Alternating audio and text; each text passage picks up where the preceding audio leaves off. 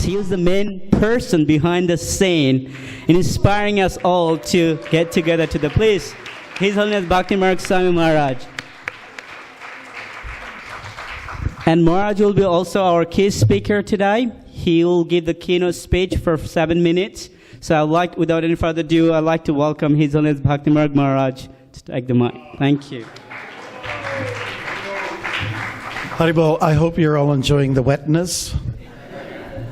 When I walked through Ireland, it was quite an experience. It rained every day that I walked for 2 weeks. And that's how I got trained up. When I walked through Ireland, I thought, I don't know why they call it Ireland. It should be Indraland. Anyways, here's what happened in Butler just the other day. The Butler Eagle, which is the local newspaper, and myself and my associates, team support members, have been seeing the mailboxes of what's up as far as what people read in the area. So it is the Butler Eagle in this area. So we were very touched that the newspaper came here. The first newspaper that did an article about Prabhupada, and where it's quoted that he said, if Americans could pay more attention to their spiritual life, they would be much happier. That's what he said. So here's what came out the other day on the front page with a colored photo and then the insert on page 5. Okay, and believe me, it's not about me, it's about Prabhupada. So back to the beginning, that's how it's entitled, right? Fantastic. And this is Thursday, October 22nd, 2015. Walking monk arrives in Butler. ISKCON founder also stayed here by Philip Rao, Eagle staff writer. Bhaktimarga Swami seemed to appear out of nowhere Wednesday morning on the corner of McKeon and Jefferson Streets across Cubs Hall. His light orange garment was pristine despite the 14 miles he had walked. Swami, also known as the walking monk, had begun walking at 5:45 a.m., making his way from Worthington to the building in Butler that borders on a holy site for him. It was here on South McKeon Street in 1965 where Swami's teacher, A.C. Bhaktivedanta Swami Prabhupada, stayed for about a month at the beginning of a journey he hoped would allow him to teach love and peace in America. Pretty good so far, right? Prabhupada would eventually move to New York City and open a storefront temple on the Lower East Side on his way to founding a religious community known as the International Society for Krishna Consciousness, ISKCON, also known as the Hare Krishna movement. ISKCON, which teaches principles based on Dharma, a key concept in the Indian religions, proved popular in both the East and West. Swami was born in 1952 in Chatham, Ontario, Canada. He was named John Peter Viss and adopted a monastic life in 1973. Of Prabhupada, Swami said, I think he had some impact in a humble, small way on the world. His teacher, who arrived, I'm flipping to page 5, on the world religion scene in the 1960s at a time of counterculture and waning conservatism, would meet and advise the members of the Beatles on matters of spirituality. His creation, ISKCON, has grown into a worldwide community with more than 600 temples and outreach efforts that now feed more than 1 million Indian school children every day, according to the organization. Swami, standing on the steps of Cubs Hall, said he traces all that back to the former YMCA building. Quote, the seeds of what he started were planted here, Swami said. It all kind of started in good old Butler, Pennsylvania. That's the reason for Wednesday's visit by Swami. the monk called his stop in Butler a milestone and a brief walking trek that has taken him from Boston into Pennsylvania and will lead him back to New York City, following the path of Prabhupada's stateside travels. From 4 to 7 p.m. Saturday, Swami and ISKCON will celebrate the 50th anniversary of Prabhupada's visit to Butler with a public celebration on the 3rd floor of the Grand Ballroom, 201 South Main Street. And here we are.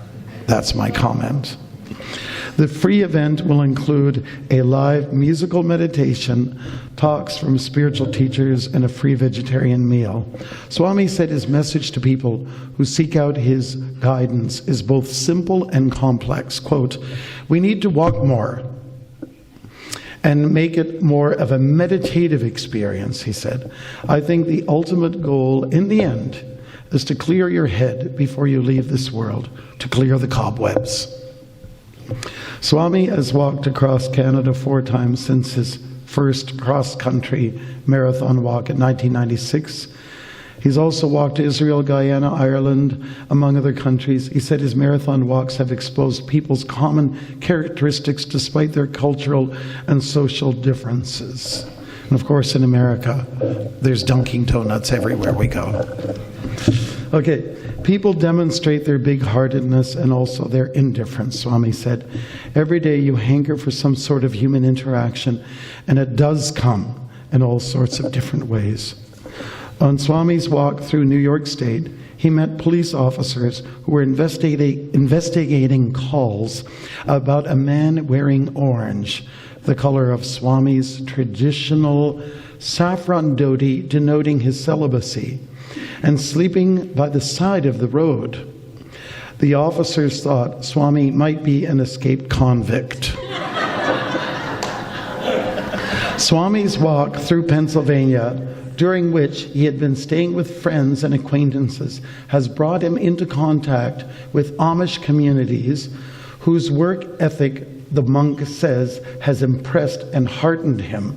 Quote, "In Pennsylvania country, I see it's much to do about family, food, work, and God." That's good. Swami wrote in a post Monday on Facebook page, which is chronicling his trek. So that's the super positive article about what came in the Butler Eagle, and we want to thank those people, the staff members, for that, doing that nice article. So I've been in touch with our communication devotees from, including Uttama and Vrindavan and others about this walk, and we decided this is what was going to be our trek. And I started doing these walks through whatever weather conditions, just to feel more like a Swami. I mean, sometimes you get caught up in administrative tasks, even as a sannyasi in our movement, and that's all very fine and dandy, and it's seva, and it's important. But it's also important to live, walk the talk, and be a Swami, and get out there and meet people. And it's been a blast, I'd say. I just want to thank the devotees thus far, and who will continue to be with us for most of the way. Vivaswan especially, my navigator and driver and cameraman and all that. Where are you, by the way? Are you in the vicinity? We stepped out to what we call go to the cornfield when you're walking. Okay, and I want to thank Trayvon, who joined us in Hartford. Are you there, Trayvon? There you are. Do you want to give us a stand up? Because without you, yeah. We can say he's a new devotee, so we have a Bhakti training program right on the road. It's amazing how it works out. You don't know what the walk is going to bring, or the road is going to give you. And then also Karuna Sindhu joined us for a bit, and he's going back to India in a few days. Karuna Sindhu, superstar organic prep kitchen man and co-walker. Karuna Sindhu, please stand up. Haribol. And joining us is another devotee, Mandala from Ottawa, who's going to be with us. So we're packed in a van, 5 guys. Most of us are skinny. I'm the fattest one. But I'm trying to do something about that. That's why I'm walking.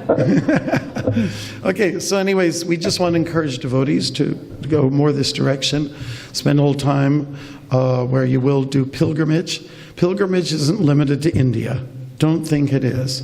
Pilgrimage is what you make it. Pilgrimage sites. And it's your home. It's your street. It's your people. And why can't America have, a history of that? There's the most famous walking places in Spain called the Camino de Compostela. And people go there and they come back changed.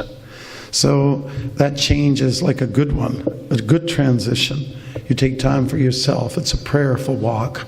And of course in India, where we have all pretty much adapted to the culture that is the roots of India, a spiritual one.